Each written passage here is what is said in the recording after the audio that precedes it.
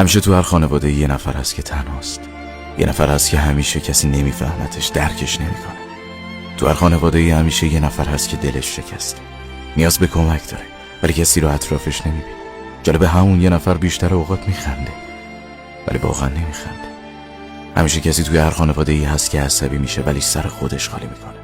شبا رو با موزیک و چرخیدن تو مجازی میگذرونه تا شاید مغزش خسته بشه و بدون فکر بخوابه.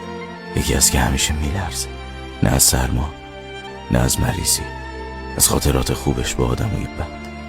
همیشه هستن کسایی که بی دلیل میخندن، کسایی که گریهشون دیر به دیره ولی خیلی سیره، کسایی که لباشون زیاد ترک میداره، نه که نخوان ولی کسی نیست که باشون صحبت کنه.